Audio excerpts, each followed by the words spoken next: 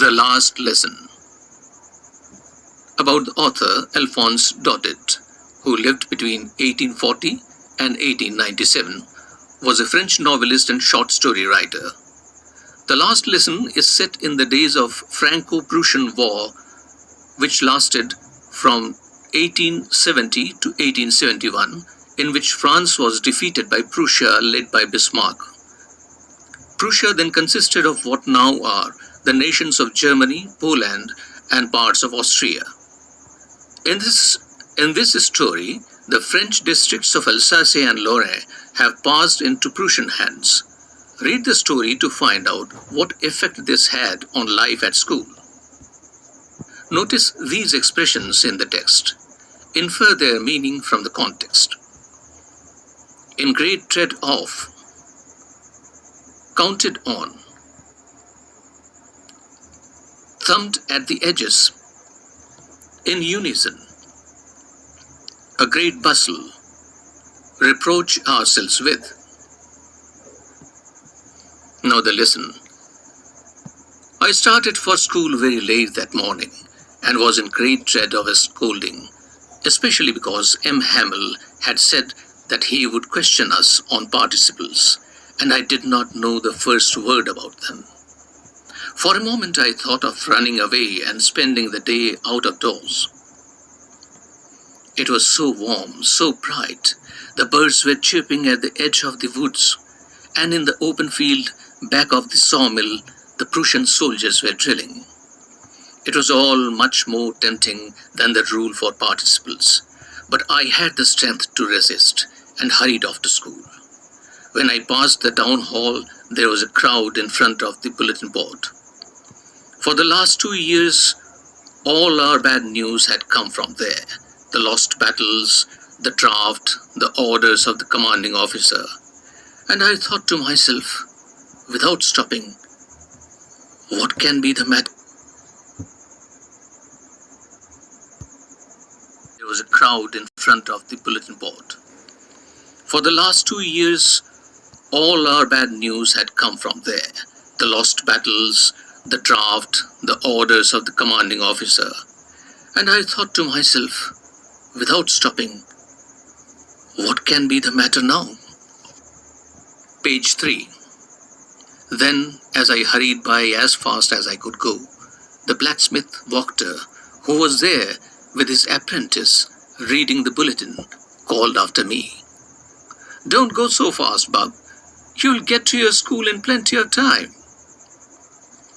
I thought he was making fun of me and reached M. Hamel's little garden all out of breath. Usually, when school began, there was a great bustle which could be heard out in the street. The opening and closing of desks, lessons repeated in unison, very loud, with our hands over the ears to understand better, and the teacher's great ruler rapping on the table. But now, it was all so still. I had counted on the commotion to get to my desk without being seen, but of course, that day everything had to be as quiet as Sunday morning. Through the window, I saw my classmates already in their places, and M. Hamel walking up and down with his terrible iron ruler under his arm. I had to open the door and go in before everybody. You can imagine how I blushed and how frightened I was. But nothing happened. M. Hamel saw me and said very kindly, "Go to your place quickly, little Franz.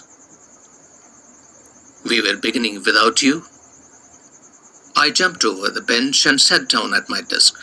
Not till then, when I had got a little over my fright, did I see that our teacher had on his beautiful green coat, his frilled shirt, page 4, and the little black silk cap, all embroidered, that he never wore except on inspection and prize days.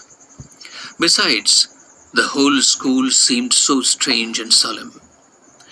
But the thing that surprised me most was to see on the back benches that were always empty the village people sitting quietly like ourselves. Old Hauser, with his three-cornered hat, the former mayor, the former postmaster, and several others besides. Everybody looked sad, and Hauser had brought an old primer, thumbed at the edges, and he held it open on his knees with his great spectacles lying across the pages. While I was wondering about it all, Hamel mounted his chair, and in the same grave and gentle tone which he had used to me, said, "My children, this is the last lesson I shall give you. The order has come from Berlin to teach only German in the schools of Alsace and Lorraine. The new master comes tomorrow. This is your last French lesson. I want you to be very attentive." What a thunderclap these words were to me. Oh, the wretches! That was what they had put up at the town hall. My last French lesson? Why, I hardly knew how to write. I should never learn any more. I must stop there then. Oh, how sorry I was for not learning my lessons, for seeking birds' eggs, or going sliding on the Saar. My books, that had seemed such a nuisance a while ago, so heavy to carry, my grammar and my history of the saints were old friends now that I couldn't give up. And Hamel too, the idea that he was going away, that I should never see him again, made me forget all about his ruler and how cranky he was. Poor man! It was in honor of this last lesson that he had put on his fine Sunday clothes, and now I understand why the old men of the village were sitting there in the back of the room. Page 5. It was because they were sorry, too, that they had not gone to school more. It was their way of thanking our master for his 40 years of faithful service, and of showing their respect for the country that was theirs no more. While I was thinking of all this, I heard my name called. It was my turn to recite. What would I not have given to be able to say that dreadful rule for the participle all through, very loud and clear, and without one mistake? But I got mixed up on the first words and stood there, holding on to my desk, my heart beating, and not daring to look up. I heard Hamel say to me, "I won't scold you, little Franz. You must feel bad enough. See how it is. Every day we have said to ourselves, 'Bah, I have plenty of time. I'll learn it tomorrow.' And now you see where we have come out. Ah, that's the great trouble with Alsace. She puts off learning till tomorrow. Now those fellows out there will have the right to say to you, 'How is it you pretend to be Frenchmen, and yet you can neither speak nor write your own language?' But you are not the worst, poor little Franz. We have all a great deal to reproach ourselves with. Your parents were not anxious enough to have you learn. They preferred to put you to work on a farm or at the mills so as to have a little more money. And I have been to blame also.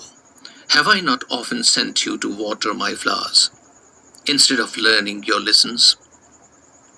And when I wanted to go fishing, did I not just give you a holiday?" Then from one thing to another, Hamel went on to talk of the French language, saying that it was the most beautiful language on earth. Page 6. It carries a sketch map of France, along with the adjoining borders of the UK, Belgium, Germany, Switzerland, Italy, Spain, as well as Mediterranean Sea, Bay of Biscay, and the English Channel. Now page 7. The clearest, the most logical, that we must guard it among us and never forget it. Because when a people are enslaved, as long as they hold fast to their language, it is as if they had the key to their prison. Then he opened a grammar and read us our lesson. I was amazed to see how well I understood it. All he said seemed so easy, so easy. I think, too, that I had never listened so carefully, and that he had never explained everything with so much patience. It seemed almost as if the poor man wanted to give us all he knew before going away, and to put it all into our heads at one stroke. Think as you read. What was Franz expected to be prepared with for school that day? Second, what did Franz notice that was unusual about the school that day? What had been put up on the bulletin board? After the grammar, we had a lesson in writing. That day, Hamel had new copies for us, written in a beautiful round hand. Franz, Alsace, Franz, Alsace. They looked like little flags floating everywhere in the schoolroom, hung from the rod at the top of our desks. You ought to have seen how everyone set to work, and how quiet it was. The only sound was the scratching of the pens over the paper. Once some beetles flew in, but nobody paid any attention to them. Not even the littlest ones, who worked right on tracing their fish hooks, as if that was French too. On the roof, the pigeons cooed very low, and I thought to myself, will they make them sing in German, even the pigeons? Whenever I looked up from my writing, I saw Hamel sitting motionless in his chair and gazing first at one thing, then at another, as if he wanted to fix in his mind just how everything looked in that little schoolroom. Fancy. For 40 years he had been there in the same place, with his garden outside the window and his class in front of him. Page 8, just like that. Only the desks and benches had been worn smooth. The walnut trees in the garden were taller, and the hop-vine that he had planted himself twined about the windows to the roof. How it must have broken his heart to leave it all, poor man. To hear his sister moving about in the room above, packing their trunks, for they must leave the country next day. But he had the courage to hear every lesson to the very last. After the writing, we had a lesson in history, and then the babies chanted their ba, be, bee, bo, boo. Down there at the back of the room, old Hauser had put on his spectacles and, holding his primer in both hands, spelled the letters with them. You could see that he too was crying. His voice trembled with emotion, and it was so funny to hear him that we all wanted to laugh and cry. Ah, how well I remember it, that last lesson. All at once the church clock struck 12, then the Angelus. At the same moment, the trumpets of the Prussians, returning from drill, sounded under our windows. Hamel stood up, very pale, in his chair. I never saw him look so tall. My friends, said he, but something choked him. He could not go on. Then he turned to the blackboard, took a piece of chalk, and bearing on with all his might, he wrote as large as he could, Vive La France. Then he stopped and leaned his head against the wall, and without a word, he made a gesture to us with his hand. School is dismissed. You may go. Think as you read. Number 1. What changes did the order from Berlin cause in school that day? Number 2. How did Franz's feelings about M. Hamel and school change? Page 9. Understanding the text. Number 1. The people in this story suddenly realize how